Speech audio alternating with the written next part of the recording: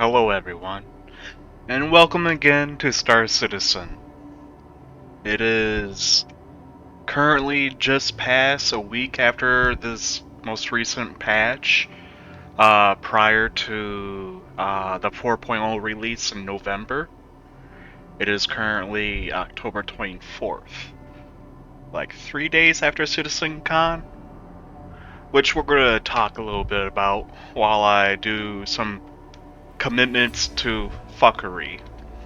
One of the things that I wish to make known is that we're almost finished with Alpha. It's not long until 1.0 gets released. Supposedly, they're saying it's going to be released at the end of this year, which is in December. Ideally, Christmas Day or New Year's Eve. Christmas Eve, whatever. Um, with that in mind, hopefully we can discuss about some educational aspects of what this game has to offer, its dreams and goals, as well as what can we do to improve this, both as citizens to this community, as well as those who actually has the effect on changing the game. With that in mind, let's get into a discussion. So, as you noticed, everything here looks amazing. Um, you're not going to get too much better graphic wise than what you see now, unless they do the, what do you call it? Can I get the soap? No, not yet. Shower, toilet, sink that wasn't out. Um, but let's just take appreciation um, for just how you start out. My home planet is Orson, of course. It'll always be Orson unless my org um, says otherwise. Um, just because I like the scenery. It's not so claustrophobic and a maze, although a lot of people might feel like it. Um, it's one of those things. Get to enjoy the little quality of life aspects. Um, outside of that, you can grab yourself. Well, I guess it can't won't allow me on that one. Um, it gives you the appreciation for the quality of life that we have here. You don't see that in a lot of games. Most MMOs won't allow you to interact with most things, which is the biggest downfall for most games nowadays. Final Fantasy falling under that, World of Warcraft falling under that. They're just focused on events and story that's just like so sparse and spread out where unless you have a means of guidance or someone to help you, you'll get lost so quickly. And it just comes down to, oh, I'm playing a game, not I'm living this character's life. Um, one thing that you'll notice is there's going to be AIs that just randomly get stuck. Um, Sig isn't worried about the aspect of just random stuff like that. They're focused on quality and not quantity. That's why it's been taking over 12 years for Alpha before we even hit the uh, aspects of AI. And right now, I haven't seen any AI stuck on the walls or standing in a group like some weird cult. Um, this is really cool. Uh, no water changes yet. which is fine. But you gotta appreciate the work that they put in here. Uh, like the randomness of things moving around within the world. And mind you, this isn't before. This is before 1.0.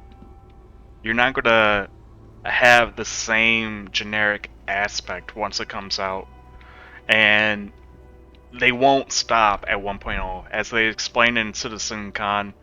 Um, that you're just expecting improvements. There's not going to be expansions within the game where you had to pay every single time, like how World of Warcraft is, where you had to keep paying to play new content. They're just going to enhance this. Um, they do rely heavily on donations, um, paying for your special perks. It's like 13 different levels of donator packs, and that's what they are. Is just donations. You do get rewards from them, so people would say it's a pay-to-play game, but it is absolutely not. You get things that you can get in-game sooner. And one aspect to this that is different is that some paid ships may stay paid, or it stays like a 6 month to a 9 month period where no one can buy or build within the verse until it's done, giving those people that privilege and prestige of saying, "Hey, I donated at this level. I was able to buy this ship. Now I have lifetime warranty and insurance on it, and I can enjoy the game." Either there's ever going to have to be a server reset or a glitch where people lose inventory. They won't have that. They'll always keep those ships until either the warranty is over, if they don't get lifetime warranty, or they can just recall it and not have to worry about it. Insurances and warranties will come in, where if you lose your ship, it's going to cost money, or they'll go and, if you have insurance, shuttle you to the ship. Let's say you died and you left your ship in Seraphim and you're in Orson. You have no other ship to get to Seraphim, so instead of buying a rental, you get a free rental to go there. After that, you're able to go and get your ship. Your rental will automatically deliver itself back to the renter, and that's it. It's enjoyable. Another aspect of this quality of life is the fact that you can, anywhere you see in the planet, you can go to. Unlike Starfield, because Bethesda rather have quantity over quality, where they limit you on what you can do, you have the ability to travel anywhere in any world that you can even approach. And right now, that's what Star Citizen has over any other game, is that quality. They didn't go and just have a AI self-generate planets. These are handmade planets coming from people who decide that, hey, our world is unique. It's not made by AI. And that's one of the things people have to understand is it takes time. It takes time to create art, and love takes dedication. And that's what Star Citizen is about. Starfield, they say they've been in progress for 25 years before it came out, and it's total bullshit. They had a huge team. Bethesda could get it done within 4 or 5 years, and then throw expansions as needed. But they didn't. They rather just claim they did stuff, started things early. They could have just started doing scripts and thoughts about how this game should be prior to that, because you think about 25 years ago, that's a pretty fucking long time. Um, that's like post 2000. That was 1999, if you want to think about it that way. So anyone saying, yeah, this is 25 years in development, they might be talking about man hours worth, because you're definitely not going to be spending 25 years in the game unless it's a single player project. And one thing that people have to understand, and I'm kind of scared about, but as long as Star Citizen stays on top of that, it won't be an issue. And it apparently shows that it hasn't been an issue. You look at all this quality. I'm running on Ultra right now, but with streaming and everything, quality might be reduced. Uh, but you have to think, this is a near 4K image. The graphics here is amazing. 12 years, and they're running off of their own engine. It's not Unreal. It's not any of the other AAA engines that you go through. And you have to appreciate that. And even though we're in alpha, and as you can see in chat, you have a lot of bugs and issues, it's going to get fixed. Every patch will always have hiccups, and some will take longer to resolve due to other priorities. You have to think of that. You have to think what's more important, fixing a few qualities of life, or making sure that the next part before the next space convention comes out, making sure that it flows properly. And it's going to happen. Either the patch is going to, a hot fix is going to happen prior to or after. And you're going to just come down to one of those things where, alright, I can handle this. But you're also warned, as it shows here. Let me see if I can pull it up. You have degraded performance. Now, this isn't just saying servers might be laggy or a little, iffy. It's saying that you're gonna lose some things if you do things. For me, I lost $11 million worth of gear and equipment due to this. I took the chance. I did everything I could to save both ship and my gear, because it's $5 million of just hardware that I have in my inventory, and now I'm no longer able to receive that because I had to self-destruct my ship after a server lag. Just like now, I'm probably gonna get kicked out. Yeah, 30K'd. So this is one of the things you have to prepare yourself for, because it's going to happen, and you can't be mad at it. They warned us. They're saying, hey, you can play, but you might have some issues. So let's see if I can go EU. See if that helps. So that's one of the things that you have to just accept. It's one of those things where, hey, it's okay to lose things if you're prepared to lose it. If not, play Arena Commander, play Squadron 42, or do something else until they fix this. You can't be upset for an alpha game that can't guarantee you're going to get anything back, because you'll never be reimbursed for a persistent universe.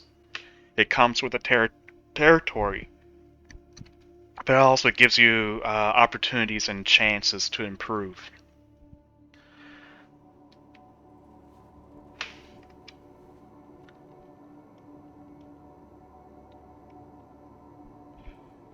So, now I got this. Now I can grab it.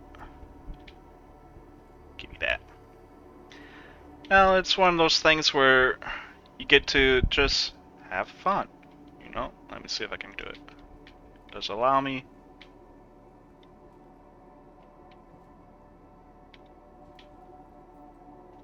Let me. Come on, lag. Maybe it's not wanting to.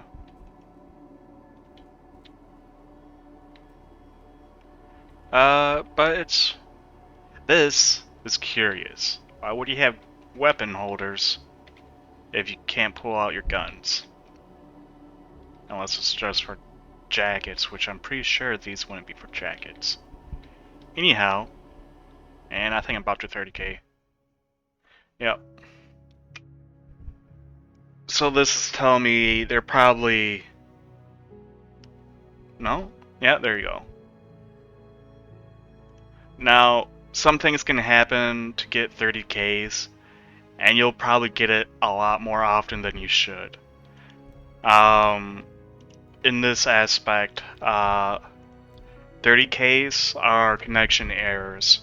You get like failed verifications, like improper loading of the game. There's some things that can help alleviate, but it won't cure it because it's a client-side issue. It's not user.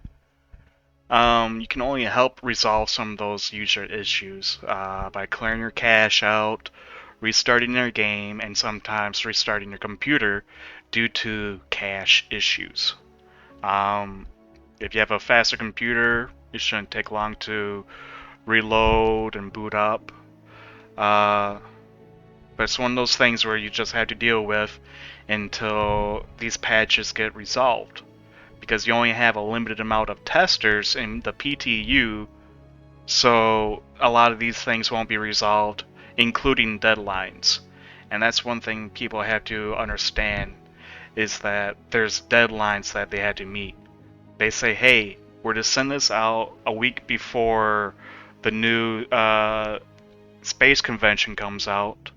Let's get this out. Let's fix some of the glitches due to limited test performances that they've done. A lot of the team are separated into different aspects and priorities. So this is one of those things where you'll see a hot fix happen. I think I came back to the same one I came to. Do I have my... Yep, I still got my coffee. But anyways, it's one of those things where it's just one of those things that a lot of the committee just accepts. You been dealing with this for 12 years. I think you can handle another couple of months before their so-called full release happens, which will get a large influx of new players and new issues, which is fine. You know, World of Warcraft didn't release perfect. Call of Duty never releases perfect. So it's one of those things where it's expected and it's okay. With that in mind, you can just enjoy how this is. Like, I definitely wouldn't recommend going off on here because this looks a little suspect. The servers definitely need to be restarted to help some of those bug issues. But besides of that, you get to enjoy some of the things. You got new Obi visual, which is going to be changed again once 1.0 is released. All this is going to be completely reconsolidated, and you're going to have org and rep, and you're going to have the ability to get your what do you call it? Your comms is going to be different. You're not going to have your what is it, your ATC anymore. You're going to be able to do a lot more with these new UI functions. You're going to still have some bugs, and I'm still confused why they're shooting off exhaust, but it's one of those things. Anyways,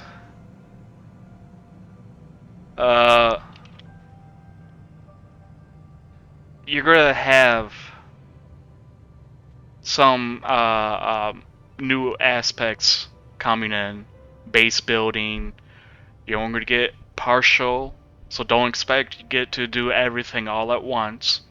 Um, you're gonna have some basic buildings. You'll probably be able to build up to medium level buildings. Due to the fact that you won't have all the drones to build large buildings.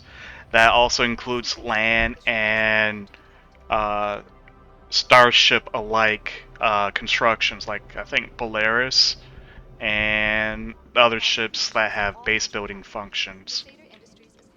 Um, so don't think you can have all that at once, because you're not. And even if those ships were there, not a lot of people would have them because they're donators only for now. It will become available once each of those ships have passed their probational period, and from there, you'll be able to go and build or buy them. I believe military ships will become blueprints. You will no longer be able to buy them unless you are a pilot, a combat pilot. Due to guilds, you'll have access to blueprints depending on your reputation level for various ships, um, which is good because now it's forcing you to move your energy towards, hey, I want to mine, but I also want to go and learn how to salvage.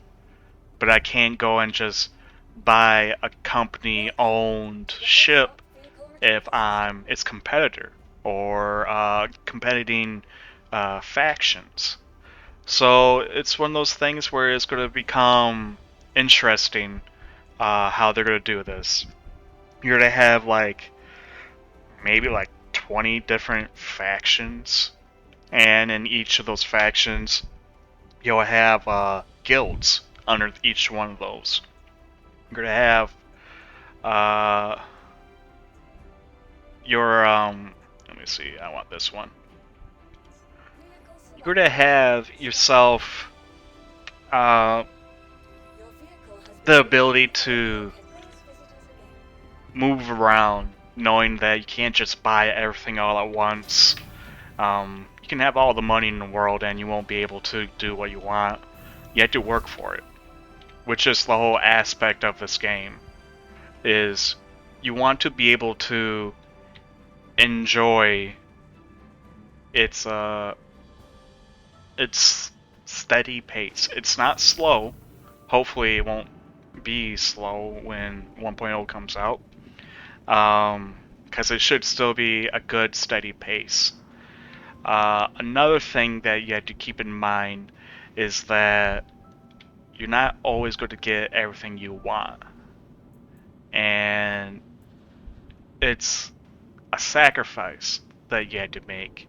You had to realize what you can do and what you can't do. I can't go and buy a Kraken because it costs a lot of money. I don't know what they're going to do with those pledged ships in aspects of building them, the requirements for them. But it's one of those things where it's curious, like what's their goals and their functions for that? Are you going to go and have to be a pilot just to get the what do you call it?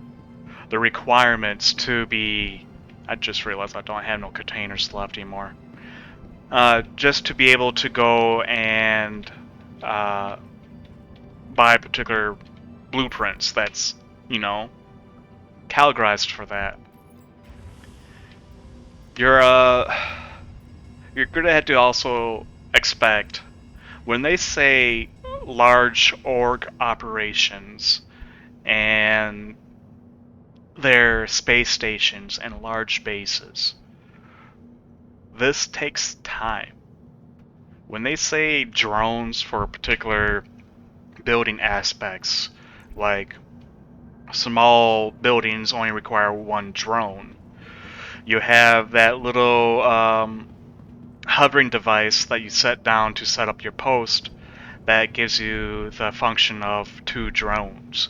So you can build two buildings at the same time or one medium building one at a time. Now it's going to take more drones, which requires more other hardware to operate those drones. They're automated. Once you set down the building, it's going to just go and start building it as long as the supplies are readily available within its reachable vicinity. It'll automatically pull out your resources that you drop. So you'll have containers, you drop them here. The drone will go and build within its range, which I'm assuming is going to be its land claim range. Then from there, you'll go about the next step. You know, get power, get whatever auxiliary measures you need. Running water, because if you have a base and you have no means of getting water, there's no point of having a base. Even if you're by a lake, you're not able to drink. So there's going to be things that's going to make you build more. Another thing is they're talking about the cost of everything. Let's turn that down. It's probably been so fucking loud for you guys. I know it's been loud for me. It's one of those things where we're gonna have to take into understanding the cost value. And nice. Invisible stuff. What is that? Is that shit must have crashed. Good thing I didn't blow up this time.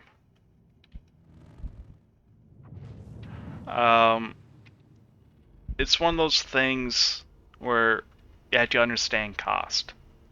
Right now, I feel like I'm poor. I have 55 million. I have more than a lot of people, though it's not much. You can buy 890. You can buy some of the larger ships. So it comes down to those aspects of what's affordable to you. What is the work that's required for you to get something you want? A base, a small base, any solo player can build. Medium-sized base, there's going to be more requirements, more effort made, and even a large base. In my understanding, as long as you have the measures of supplying the drones the materials that it's required to build, you won't have that issue. The issue that you're going to come about is the operations of it. Why should you have a large base if you aren't going to be the only person there to enjoy it? So practicality will come in hand. Now, you've seen the new prefabbed space stations that players will be able to enjoy having and consolidating into your own little community. Cost factors. You've seen those crates. You've seen how it's how each structure requires a certain amount of resources.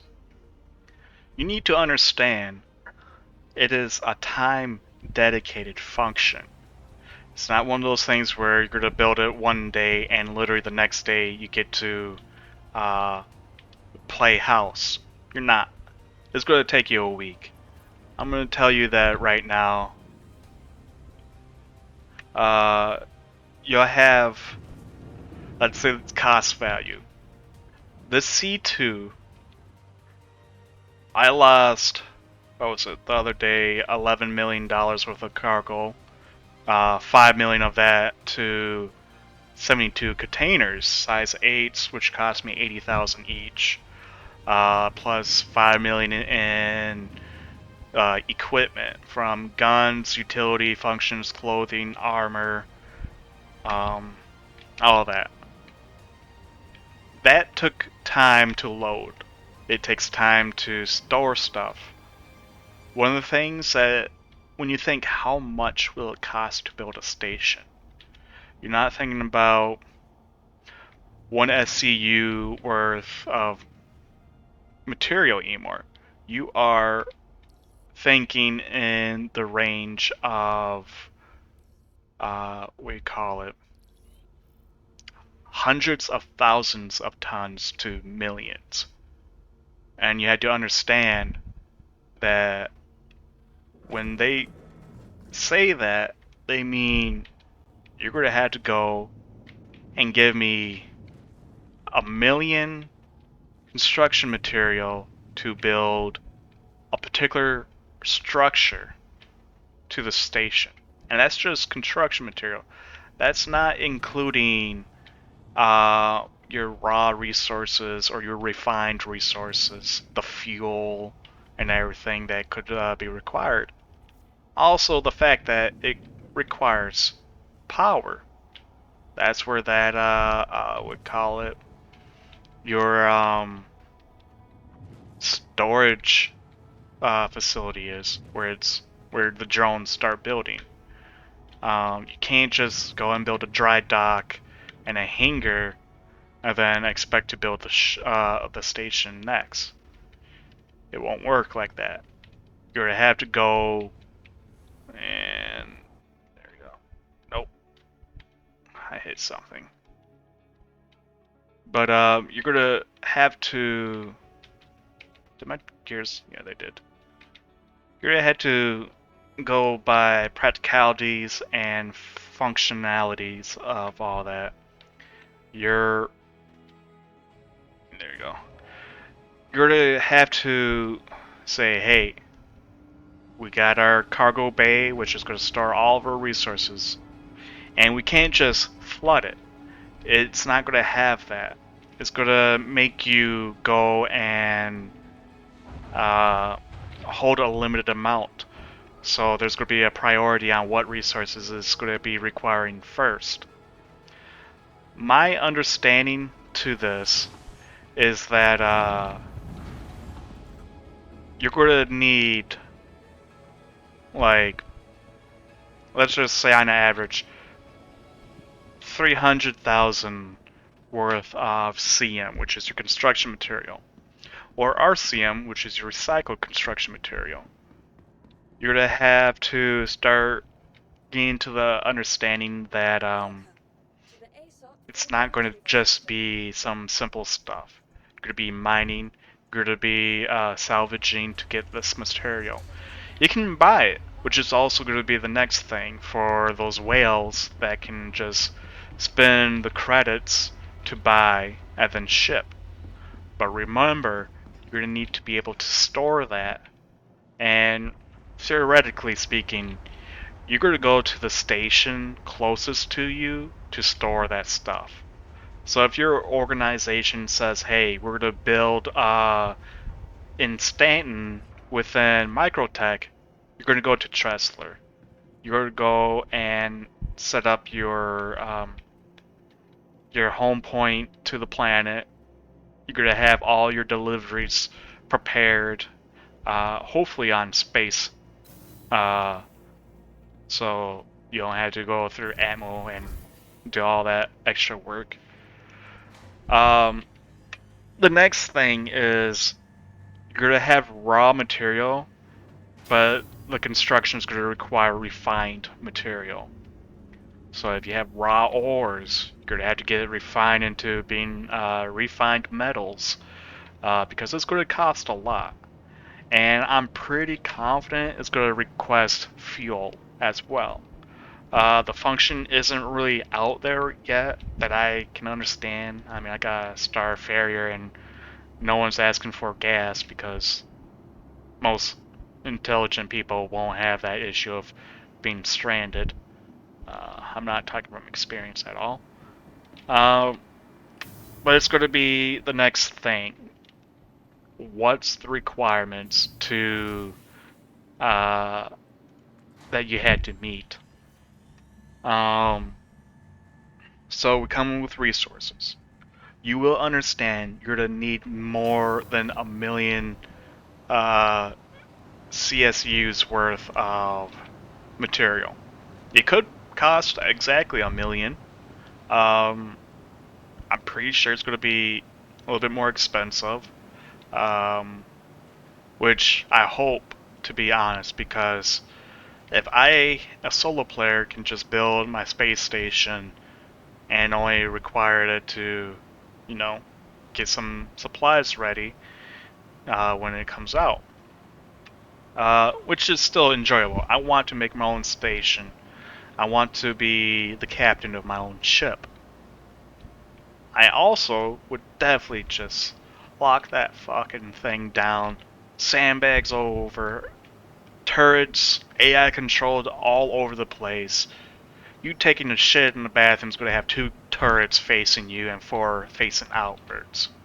I want that shit so locked down that it's gonna make your mama's butt pucker.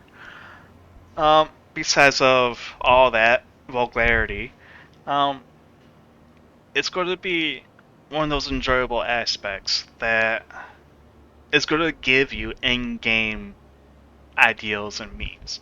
Now, just because they say in-game doesn't mean you can't do it right away. There are going to be limitations. You're going to need permits. You're going to need to be able to claim land in the vicinity. Um, and in order to do that, you had to have reputation.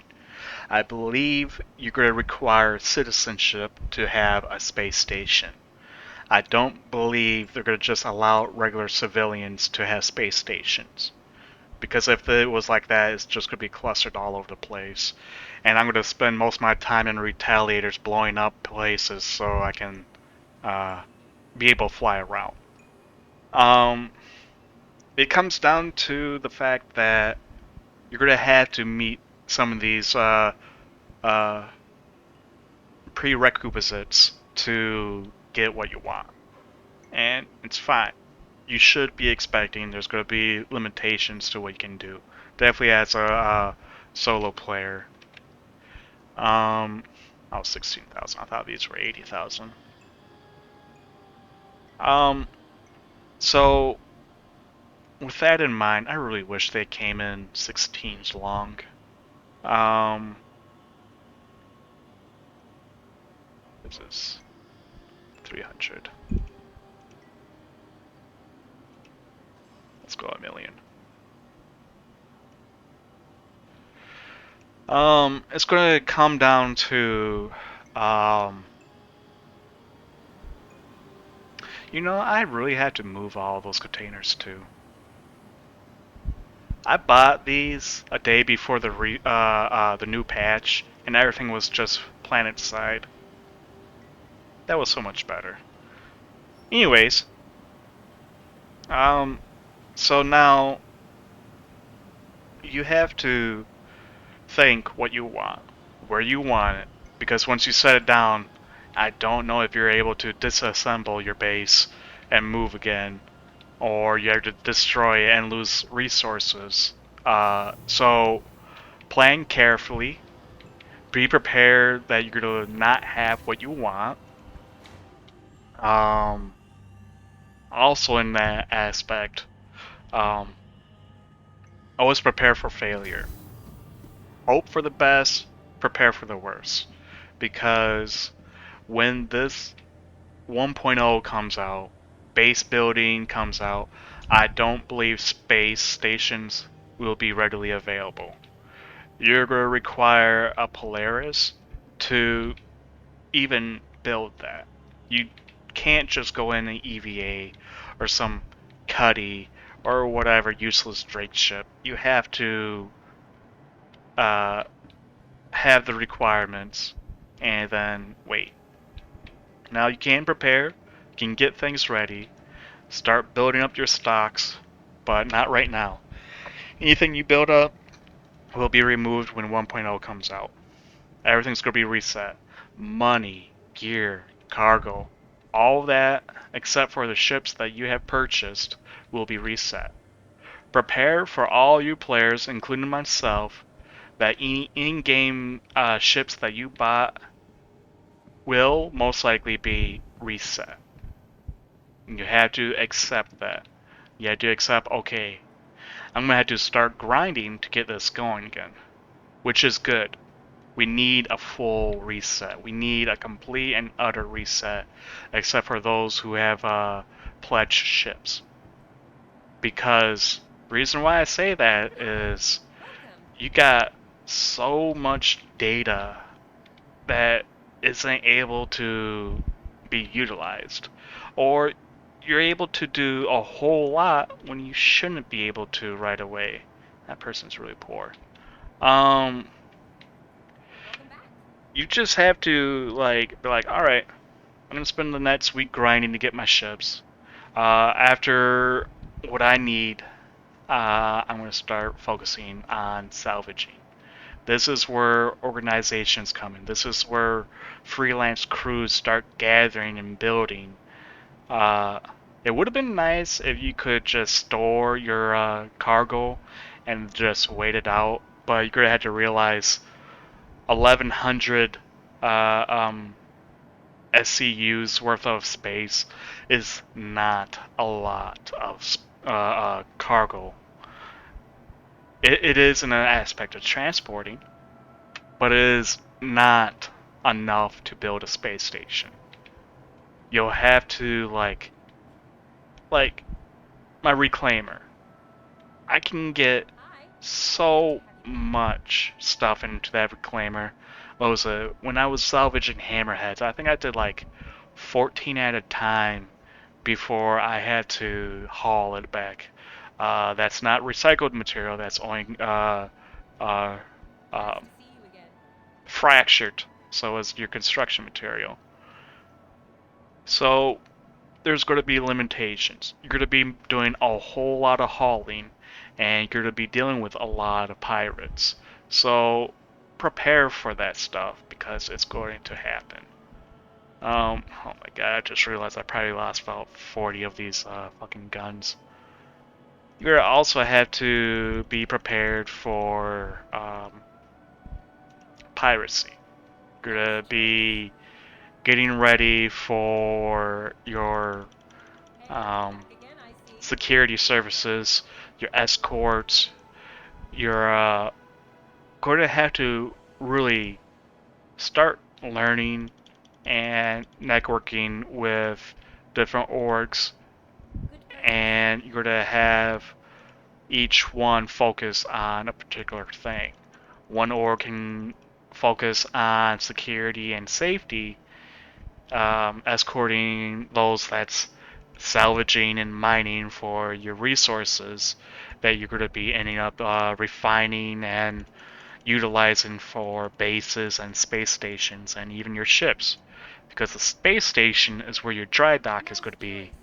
You're going to have some hangars which won't be available right away after 1.0 is launched to go and build your fabricators for ships. I believe they're going to be based on size and also your aspects of if you qualify for those blueprints to build them.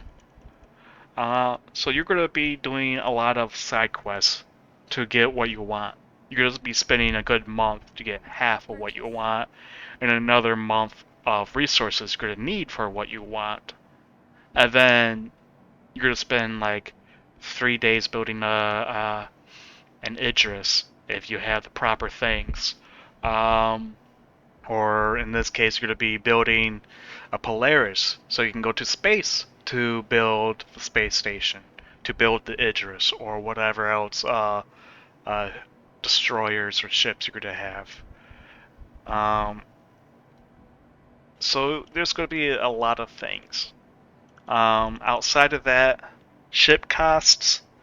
I don't know the size of these ships. Capital ships, I'm going to be assuming it's going to cost 1/3 to 2/3 of how much a a space station is going to cost.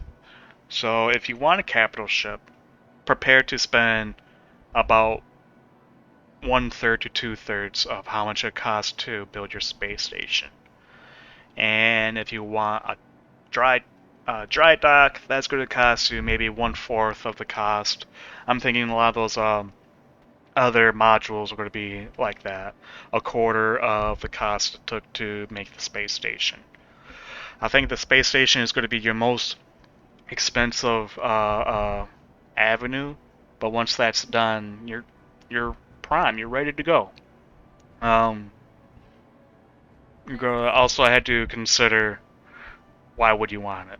Why would you want capital ship? You can't do nothing if you don't have um, the personnel for it.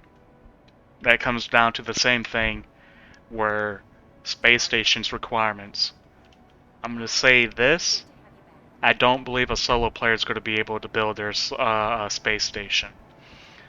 I believe that it's going to be a requirement to be an organization with an X amount of players registered, and maybe it's going to require backers. You're going to need suppliers. You're going to have other organizations to back you and gain the permits to build the space station. That's just me thinking, because a company isn't going to just alone build everything. They're going to have sponsorship. So that's what you're going to need is sponsorship from other organizations and approval from the guild to build. Depending on the location and where you're going, that's my assumption of what's going to happen. Because I probably would have done the same thing. And like minds think alike. I believe that you're gonna have to. I gotta get max lift. You're gonna have to go and actually I can probably do it with my multi-tool. Um, you're gonna be facing some of these things. So let's say for bases, they said civilians and citizens can build, but there's gonna be limitations on what a citizen can do and can't do compared to what a civilian can do and what they can't do that a citizen can do. So you're gonna have to come down to an understanding and, like I said before, sacrifices. What are you going to be? What are you going to be doing? What can you do? And what you're willing to do. With that, the next step is gain that permit. Once you're understanding the requirements that's going to be required to get these permits, you're going to have to go and think logically. Think in the aspect of how you would actually buy a house or build a house. You can't just up and, oh, I'm going to build a house on this land. You're going to go and have to say, hey, I need a permit to build on this land. I can't build on someone's property, so I'm going to have to buy that property. So you're going to have to buy the land claim. That is going to cost money. I'm thinking it's going to be $1 million for a small plot, depending on how big of a plot you can buy. Actually, I think $1 million is pretty fucking cheap. I honestly would probably say like 50 million, depending on the sizes of plots that they're willing to give you. And the ability to extend those plots. I think this is going to be one of those things where it's going to pre-submit your... This ship is so fucking backwards. Is this damage already gotten? Oh man. And I have to go back in that hangar too. Alright.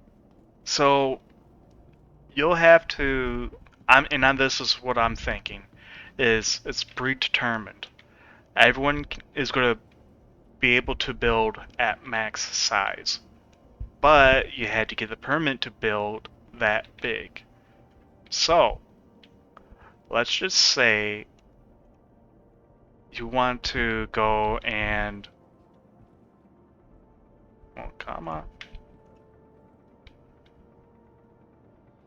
This is really stupid. Why would you have a button so fucking high up? Probably can't even open it from there.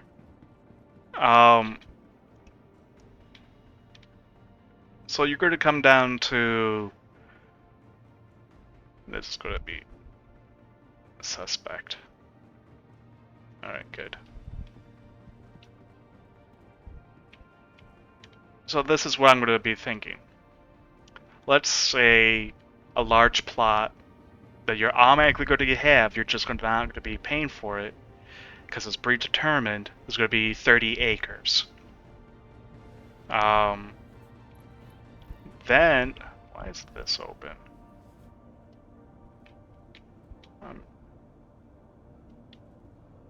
so confused.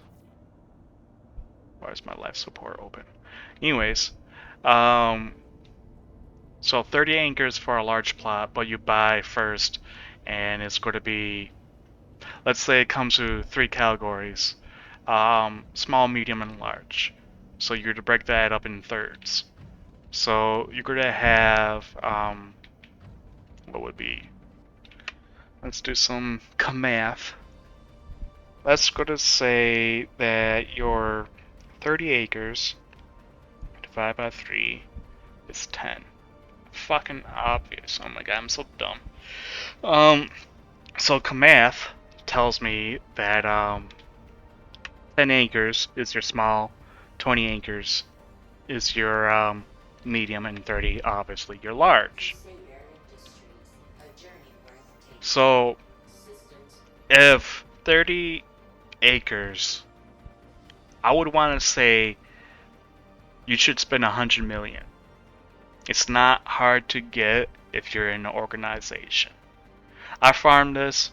It took me about 2 weeks to get 54. So I could spend a month safely to make 100 million. But that's dedication, knowing what you're already going to be doing, and working with the market. So you're going to be spending, let's say, what's a third of a? You're going to be spending about 33 million for 10 acres of land. It's manageable. Everyone can do it. Ships cost more. 890 costs what? 42 million dollars, something like that. I think it was a little bit more expensive. I think, anyways. But so anyone can do it. Anyone who can buy a ship in game with credits can buy and build. Well, pay for a permit. Now, that doesn't mean that. Oh my god. What kind of fuckery did this ship go through? It doesn't mean that you're out of the loop yet. It only means that you have the minimum requirements necessary to go to the next level. So, with this, you're going to have, you got your land. You first build based on location. I'm assuming if moons are buildable on, they're going to be cheaper than planets, depending on the resources that you're going to have and all that. You don't want to just build a base because you want a base. There's practicalities to having bases and outposts, and I'm pretty sure you can buy more than one. Maybe there's going to be a limit on how many you can buy. Maybe you can only have 1 per planet or 2 per planet of land claims. I'm pretty sure there's going to be organizations that's going to have sister orgs that's going to buy and surround the vicinity. They're going to cluster up to help protect each other. So it's going to be easier to defend against piracy, which you're going to have to keep your eyes out, because I'm going to be one of those guys that's going to be like, hey, look, free resources. Um, there won't be no aerial combat towards planet because of the planetary defense shields.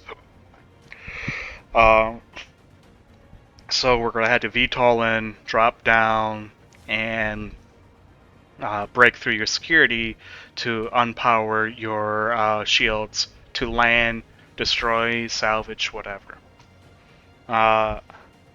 So shields will automatically become a thing. I don't think it really requires anything. I think it's just automatically comes with the base when you build. I don't know what particular requirement it will have. Maybe it's that little what do you call it? That hovering construction vehicle. I believe it's going to automatically be its own planetary defense. So maybe you'll have to turn that off to turn the shields off. Something like that. I don't think you're to need to be buying a shield to have it active. Because then it's just going to be one of those requirements like, hey, we can build a base, but we can't defend it. That's like having a car and not having insurance. It's going to force you to have one to get the other. And this is taking a lot longer. So, without ado, you got your base. I'm going to say it's not going to cost a lot. Not for that one building. You're going to be looking at the same thing you would do to have a whole C1 Starlifter worth of cargo to build a moderately large aspect of 10 acres of land. If you want to go larger, it's going to take more. Larger bases, larger buildings, more expensive stuff like refab facilities are going to cost a lot more. I'm pretty sure it's going to cost material to construct. So you're going to have a storage facility, and you're going to have to keep supplying that storage facility because it's a limit on how much it can hold. You're going to have elevators that have freight that can be stored. So your people are going to be focusing on maximizing storage capacities for fabricators. Because there's going to be a point where you're not going to have ships that's insured. So if you build a ship and gets destroyed, well, you didn't buy the ship. You bought the permit for the ship. So you're going to have that blueprint or that permit or whatever that's going to give you the access to have that to build another. But that requires other ships. So I think commercial ships are the only things that you're going to be able to buy. So you're not going to be able to buy a Polaris, I don't believe, unless you're a pledge. And this is in-game purchases. This isn't in real life. And this is how I would do it. Because I would want you to build in space before you... in order to build in space, I want you to build on a planet to build that Polaris. Or if you have the reputation to buy it, if you're in that org or the faction... Well, that faction or guild. This is bugged.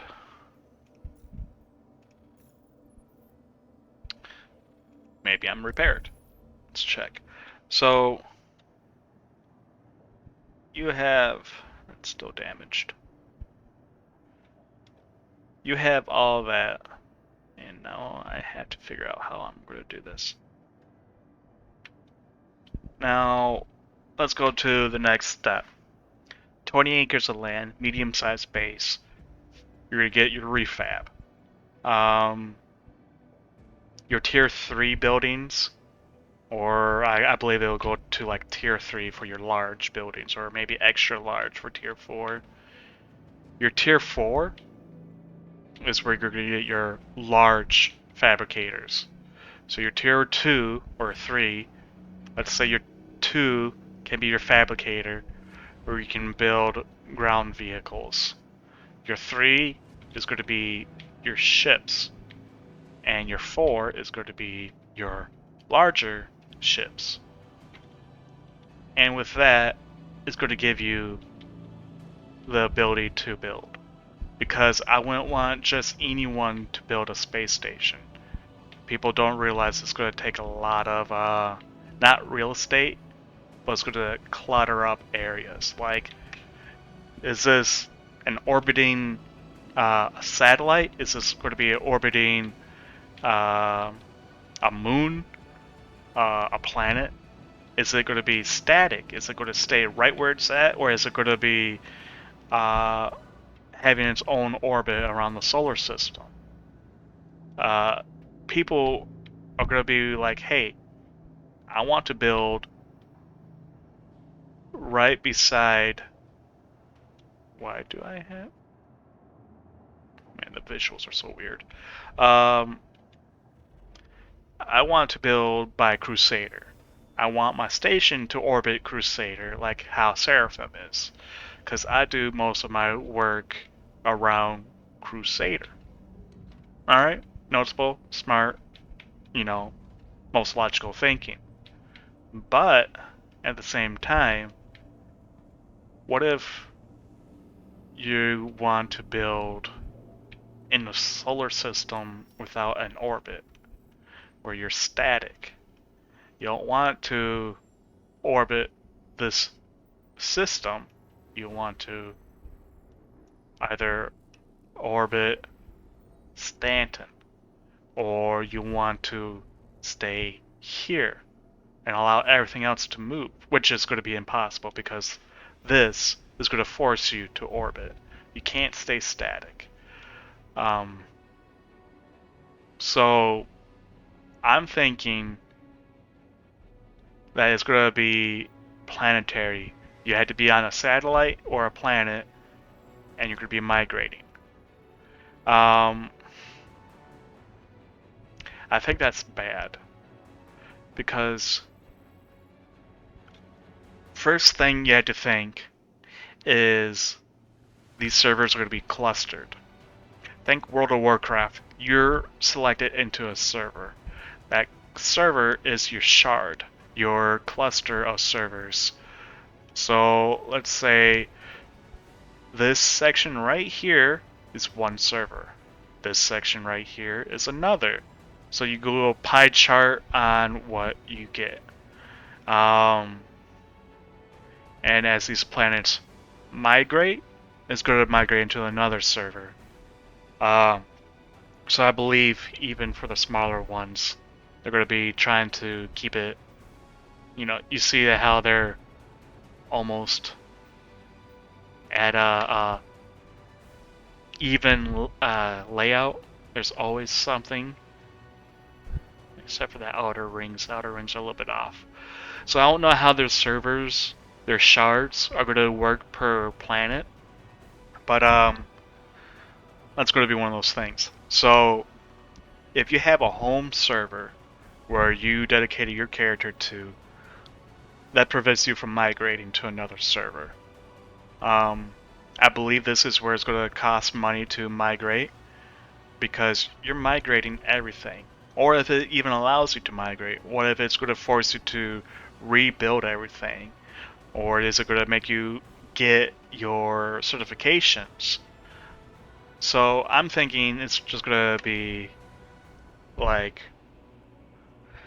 I don't know. It's either it's going to be permanent, which it should, because you should always be able to raid bases if they're offline instead of they load in when you load in, because that's just going to create larger amount of bandwidth being utilized on logins.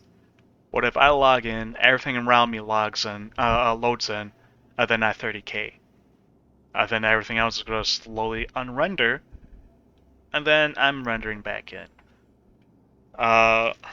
When I reload or whatever. So there's going to be a lot of things you have to think about. So space stations will end up orbiting a satellite or a planet. It's going to be, I'm thinking it would be better if it allows you to make your own orbit, depending on how far out you want it. The farther out it is, the harder it is to the harder to find the next person, so you don't randomly just run into a home base so easily or so often. I believe it's going to be cheaper on the outer rims than inner. um, besides of that, you also have to think what else you're able to do and what you want to do. So you always want to pre-plan everything. If I knew my storage would never be wiped out again, then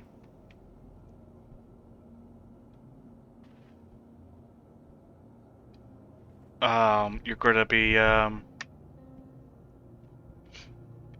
de well, anyways, just reading chat. So you're gonna have what do you call it? Where was I? You're gonna have like if I was able to go and just randomly go and start storing material for a base, I'd do it right now. Instead of moving all my containers to planet side, I would go. This is literally how I am. Be able to jump back down. I mean, back up. We had to. Well, that's where that elevator comes in. It's gonna really suck when I had to load this. Ah, fuck me. If I went from the rear, it's gonna go and look. It's already off. If I hover, does that work?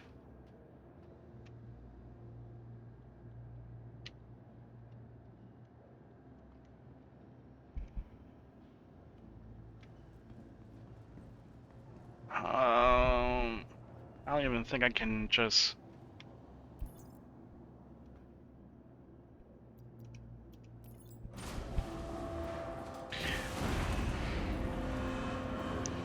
See, this is the issue I'm having. Stored material will not stay stored when you move it here. If you exit out like this, I'm going to show you real quick. I want that. Unless I press this button, someone pushes you or you get moved out, you just lost all of it. Imagine you migrated all of this to here. You open up its cargo, you moved all your goodies into this, and you did that to, let's say, half of all of these. And then that happens, or you get kicked off, or you glitch, or you bug out and crash. Yeah, this goes away. This goes back here. All your stuff is going to go back to where it was. That is annoying as fuck. And I bought weapons. Or I bought ammo. And there's no ammo. Isn't that interesting? So, anyways. It's going to be one of those things. And I believe once I have it stored here, and I transfer it, as long as I don't bring the elevator down, it's going to be able to go. I don't think it's going to go up.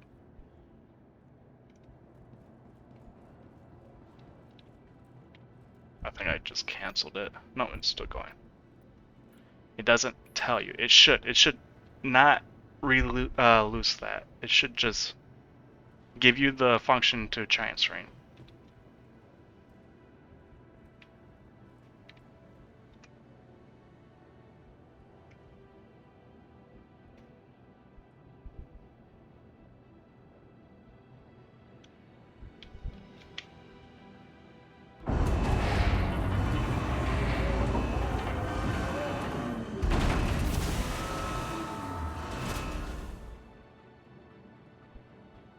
Oh. Ooh. Wondering how high. Would it go 3 high or would it stay at 2? So, what was it? Did I buy 80?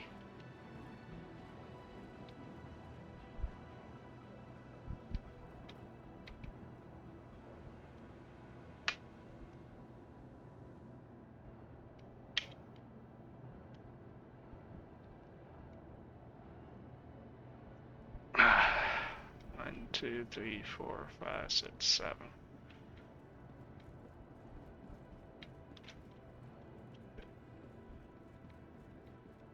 7 by 8. And you can probably go, what?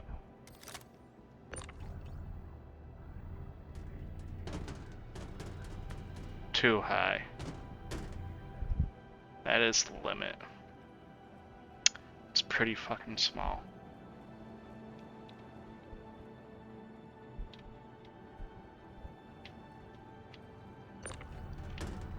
Um,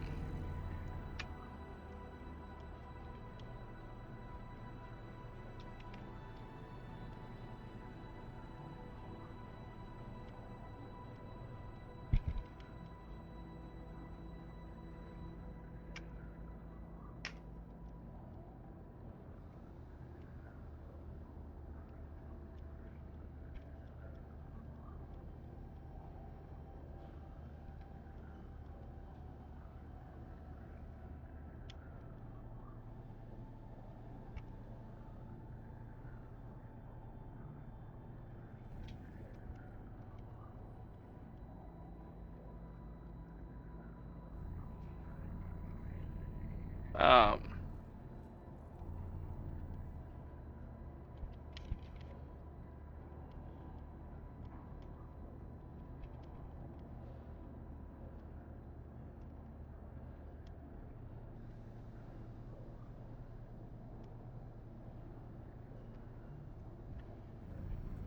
so, and this is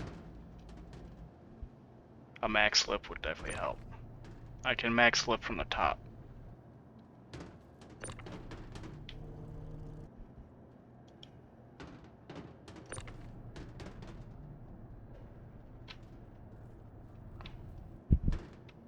Don't go. Little bastard.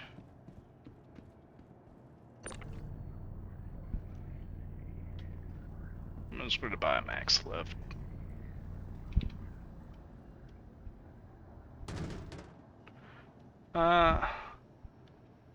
Actually thinking about it, it's pretty fucking late. Anyways, so you got your land, you got your aspects of what's going to require and cost. So I haven't done a lot of storage moving, hauling or refining raw material. Mining, I've done once, and that's when I was in prison, not in space or planet side.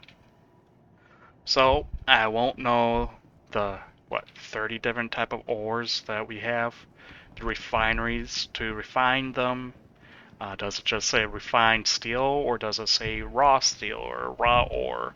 You know, those things. Um,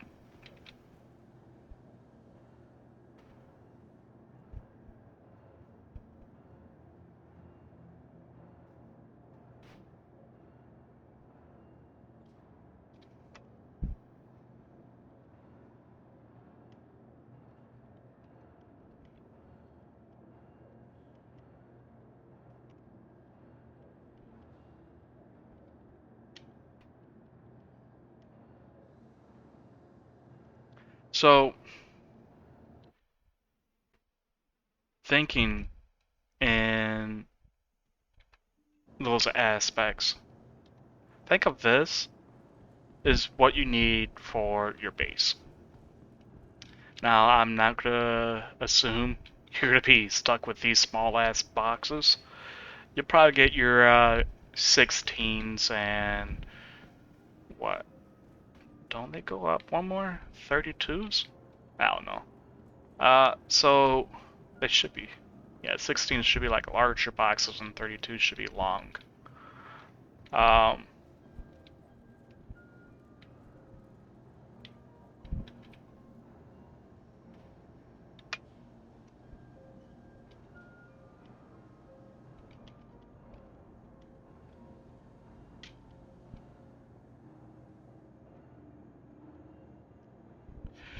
uh, so yeah, this, just assume all this here, 80 containers will give you a nice, healthy, small base.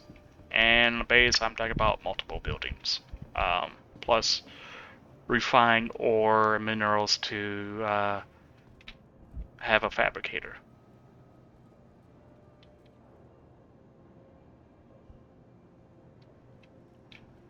Um,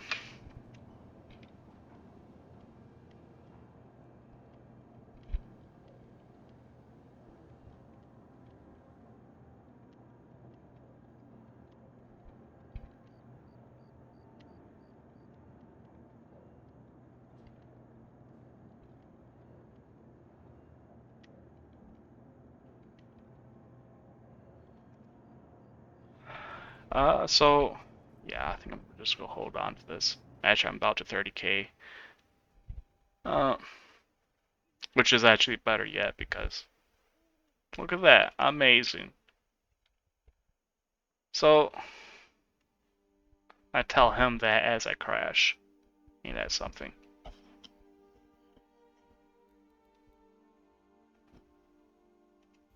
So let's talk about this for a second.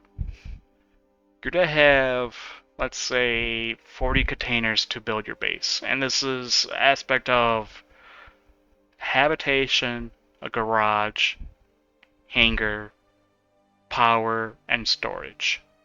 That is equivalent to a base. Can you wall your base? Can you put up a defensive wall, perimeter to help defend you against outside forces? I believe so. I like my walls as big as they can go, high and around. Um, so I'm thinking there's going to be small walls, mediums, and large based off of your tier aspect. Because each prefab area is going to require a particular amount of drones to build. Um, so what you would want to do first is you set up your storage, your supply bay, or whatever you want to call it, and your hangar and hab. With those, immediately get your power up and going and build that wall. That wall should technically be like the first thing you want to build. Because when this first comes out, there's going to be a lot of bugs, glitches, crashes. Outside of those realms of possibilities, always expect you're going to be rated either by AI or by players. If you think like that, it's going to give you that little umph to be like, oh, let's prepare first before we start building little by little, because there's going to be assholes who's going to go and break in your base and steal your shit. So, first thing you want is have your supplies ready before you build a base. Go on to Spectrum, see how much each building costs, what materials it's required, what certifications are required, and costs for the land claim uh, and the area. So I don't know if you can buy that in Spectrum and you automatically get it in game, like how you would purchase pledged vehicles or gear.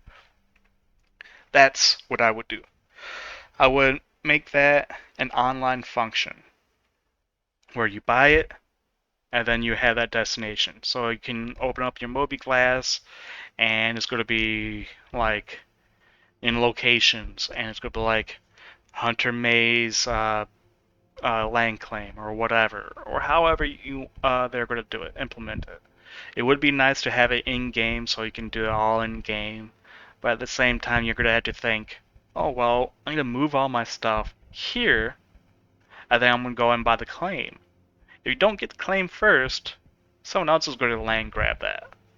And you always want to place your facilities near valuable resources. So the first thing you want to do is you scout out claimable land areas. You're going to go and get a ship that has a good scanning for resources, and you're going to go and scan, and they're never going to run out. They're always going to give you a certain amount of material. So you're going to build a refinery that's going to go and start harvesting these goods, and you're going to have your material, let's say iron ore, and now you can sell your iron ore regularly as long as you have the facility there. If you want a base for scenery, which is still good, people want to roleplay, people want to have enjoy areas. You have a main base, you have outposts, so I'm pretty sure they're going to give you abilities to claim in different methods. I believe there's going to be certain tiers, like civilians can't build in uh, ore-rich areas, where citizens can. That's what I'm thinking. That's what I would do because you have to think industry.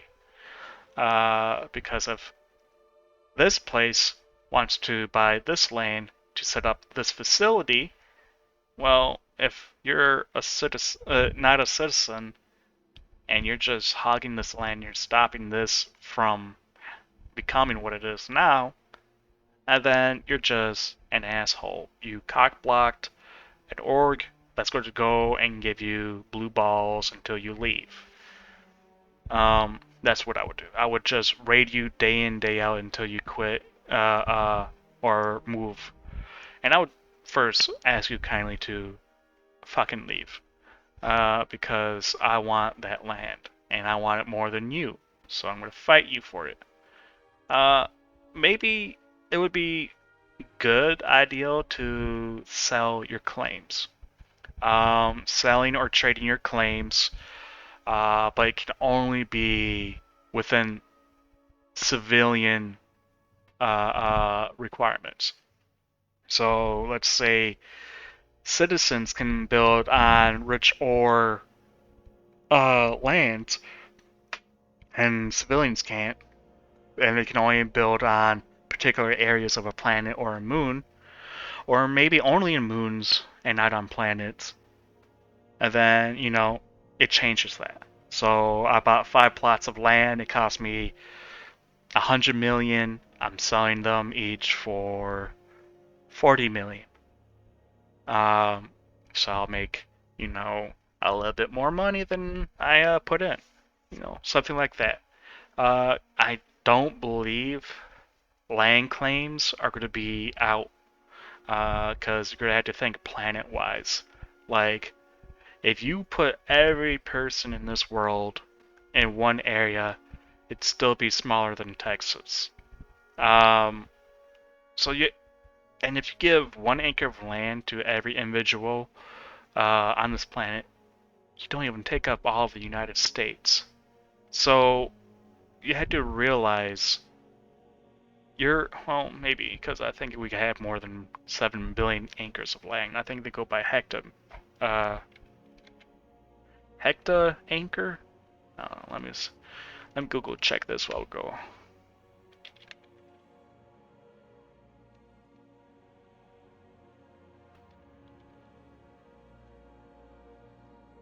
Alrighty. So, okay. It's not going to be well, it's going to be more than the US. Um, but it says the United States, including Alaska, has 2.26 billion acres of land.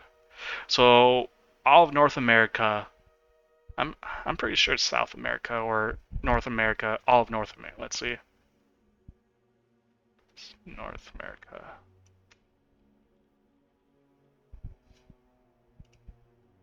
So with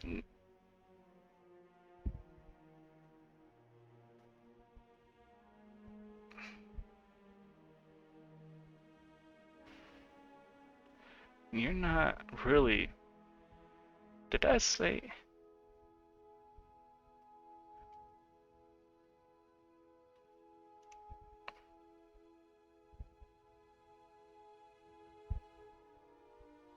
You're not really. You're just saying North America. You're not saying.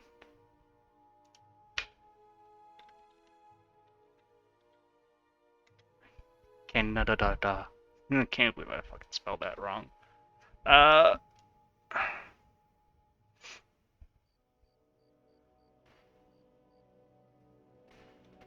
That's kilometers. I want acres.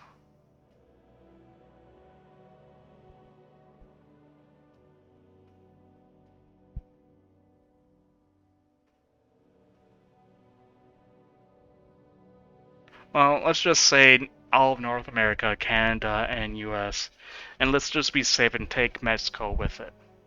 That is all of. I'm going to say that's going to be not enough. I think all of North and South America is going to have everything. Because America is still bigger than Canada, landmass wise, I believe. I have a feeling it is, just because Canada is so spread out with a lot of water mass. Um, so let's see.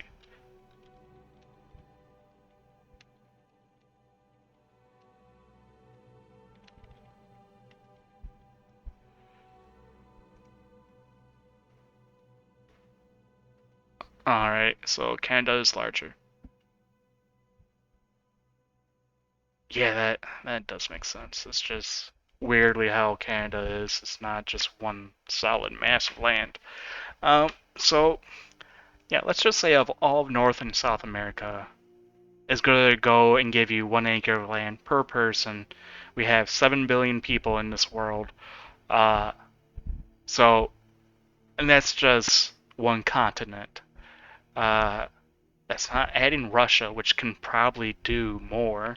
I think Russia is bigger than both Canada and North America. Well, all of North America. Um, so, yes, we're going to have a lot of space. Even if you put in worldwide, I think there's going to be more land available per planet than you would have in the server's population. I think the server's going to go into 1 or 2 thousand people, so you're going to have a lot of land to claim. So I believe they're going to go by tiles.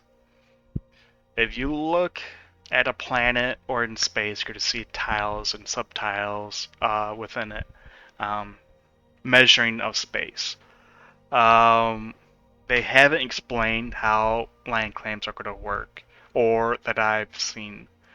So you're going to have in there enough space at Microtech to host all of the population in the server. It's going to be crowded as in space, space station, all that. Um, Now, if you migrate from land to space, you're going to have more room, but you're going to have more air traffic. You're going to be dealing with more piracy because it's going to be easier to hit a station than a land because of shields and everything, where you can't just drop a fucking bomb on a planet because it has the shield up. You have to get that shield off. So you'll just have to EVA in, break in a airlock, then open up a gate for the space, which I think is just going to be more fun, anyways. Uh, so with that, I think land claims are going to be a lot bigger, and it's all going to be easier managed, done through Spectrum. Go onto the website; it's going to have its own land claim area, and you log in and you pay. If you have multiple characters, I believe multiple characters share the same funds, maybe. Um, I don't know really how that's going to work because they did say they're going to allow you to have multiple characters on one account. Just because all MMOs do that. World of Warcraft allows you, what, 16 characters, and then you start buying character slots for more. So I believe that's going to happen. I'm also going to believe that you're going to split between server shards, or in this case, your server. So you can have a character in each server, because it's going to be your home server. Everything's going to be there. So let's just say America servers, you're going to have 16. You, Europe is going to have probably 30 because we're thinking of EU.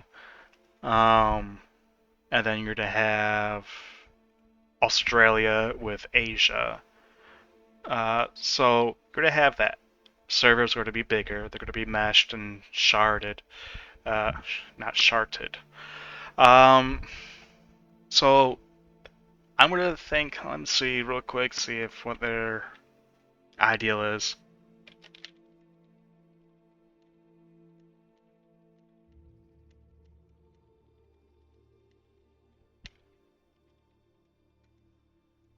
This is going to be 1,000 players.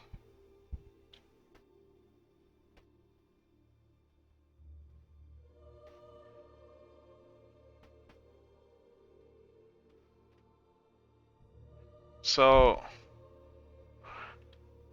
1,000 isn't too much. And thinking about it, it's kind of lonely. Because once all these other solar systems start popping in, you're going to be wanting a larger player pop per server. Uh, Only because you're going to have Pyro and all of its planets and all of its satellites and uh, points of interest. So then you're going to have Nyx and you're going to have Terra and you're going to have all the other solar systems. So if you're building up solar systems within a single server and you only have 1,000 players, it's going to become a lot more lonely. And then you're going to have to realize that there's going to be sub-categorized chat boxes for each region. I don't know if there's going to be a general overall server communication or if it's going to be based on categories and locations. I believe it should be all of it, because there's going to be a trade market chat box. There's going to be buys and sells of particular things. Looking for, I guess that's all going to be in a trade market. You're going to have looking for group or group looking for a player. You're going to have localized and general chat. I believe general chat is going to be categorized by solar system. I think you're going to have world chat, which I believe would be the entire server, or you would want to call server chat, or however they want to word those. So, yeah, 1,000 will not be enough. 1,000 right now for Stanton is going to be enough. It will be kinda claustrophobic, just because the server's going to be handling a whole lot of cluster in one consolidated area. Just imagine Microtech. It's already bugged as it is. Imagine some 200, 300 people just homing there. Because I believe most people are homed in Microtech or Crusader. Or I should say Orson. So you're going to have a larger focus point of that. You could add Pyro. I don't know if Pyro's bigger or average of it. I believe it has more space than Stanton does, but I don't know if it has those planets. I think it's limited to planets. I think it's more like asteroid belts and uh, moons, maybe. I'm thinking that's how it would be. Um, let's see for a second.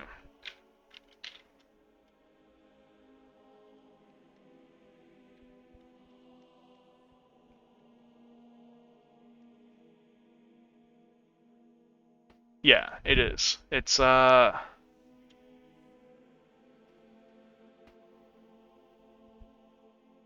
gonna be,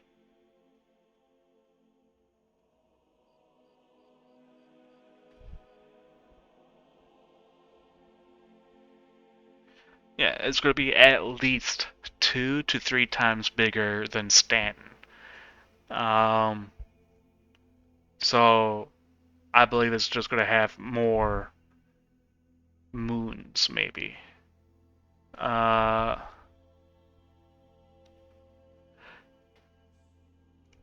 Let's see, it has 6 worlds that orbit variable type K subsequent star with unpredictable solar flares. Uh, so yeah, it has 6 planets. Are these like 6 worlds? I think that's more than Stanton. Um, so yeah, you could have, let's go back. You're gonna have enough.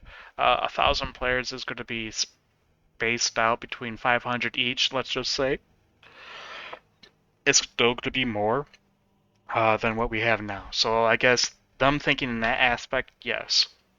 Pyro added with 1,000 players compared to 120 right now is a lot more, 10 times more. So you're gonna see more than what you would now.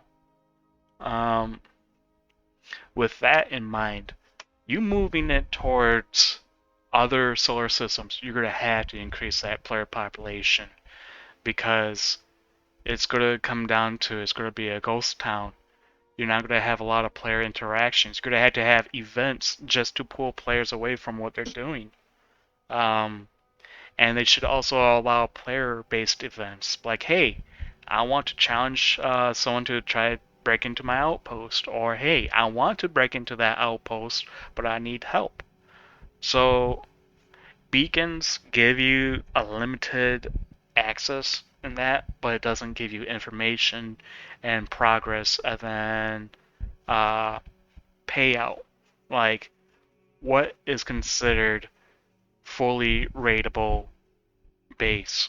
Where is it going to be payout by credits? Is it going to be what you take from there? So I'm thinking if you take out their spawn point, their habitation, then that would be saying, hey, I took out this facility or this habitat, outpost, whatever. So they should. They should actually not make them. Well, they can still call them beacons, but they should be like player contracts. You make the contract with the information it gives you, and you can like put in information. Hey, this is a small org looking for more assistance to take on a target. Please meet in Stanton. Well, not well in Stanton on Microtech. Or however, because now you're going to think, hey, someone's going to hit my base, I got information.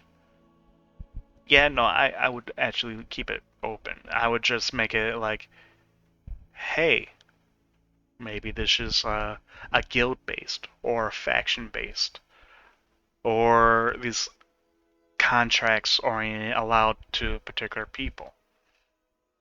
That should allow the majority of it so you could have guild operations that other guilds can't see. Same thing with factions and I'm not organizations. That would be good. So give it clarity. But if you want open regular players to come in and join you, you're going to deal with a lot of fuckery. So let's say, hey, I want to take out this outpost, and once they post that location, that outpost, the name of it, then the owner will get a notification. Hey, we received information, blah blah blah, from security forces. Posting notification. Please be warned. Contract for destroying your base or whatever is opened. So I think player contracts should be allowed, but there's a requirement and there's a reputation level. Is this real? Is this a person crying wolf? Um, and then I think if you want to rate a player's base, you should be a part of the council, and then the council will go and have that posted so everyone with a particular reputation towards that side only gets it. Don't no one else can see it out in the open. So thinking about it that way would be more feasible. If you're trying to attack someone at a military operation standpoint, like a war between companies or whatever, you're gonna, start thinking because there's a lot of complexity and concepts of how something can be done. Because there's no wrong way of shooting a person. Um, so it's going to be interesting how these beacons are going to work. It's going to be interesting to see if SIG will allow player contracts, not just particular guides to be assisted with. Because let's all face it, most companies make the worst missions.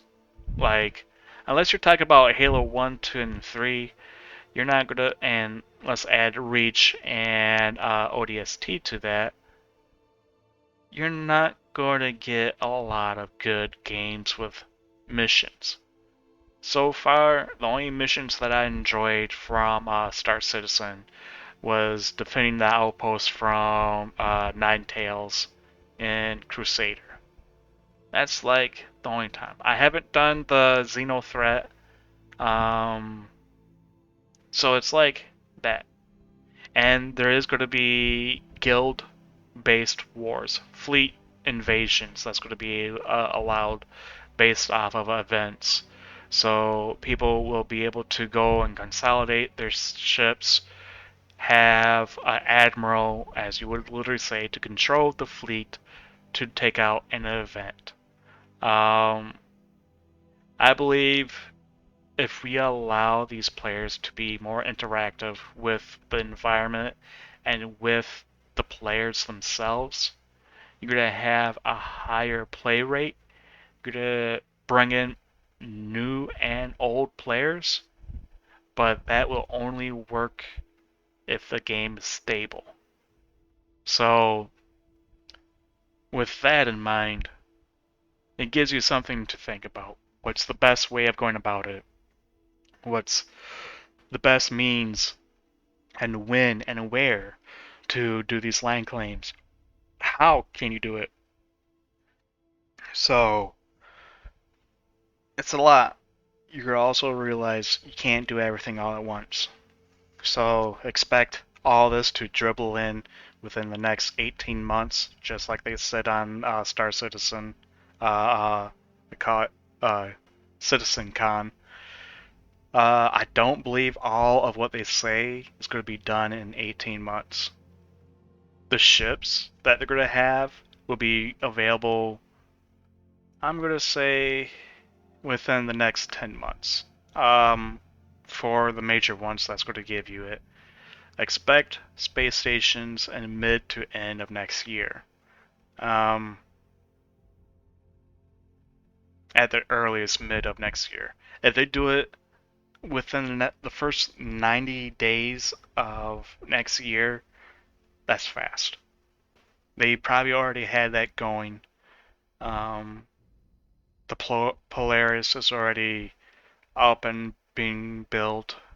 That other large ass ship um, is being built for building the space stations or the supply port, you want to call it.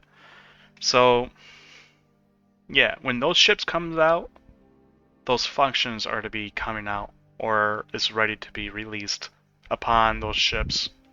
So, we'll get more answers after 1.0 and base building. So, let's say you can get the first tech T1 on launch, T2 within a month or so, and T3 and T4 a month after each of those. That's what I think is going to happen. They're not going to allow it all to happen right away, and there's going to be requirements on what you can do and achieve. There's going to be missions to unlock the next tech tier. So you can't just get everything all at once and say, hey, I'm glorified and I am on endgame and I'm a new player. It won't work like that. You're going to have to achieve reputations within multiple factions and guilds to get what you need to achieve those. I believe most buildings, the major ones, are going to require blueprints, and you'll need those reputations to get those. So, with that, I'll leave it until next time. Take it easy, everyone. See you on the other side.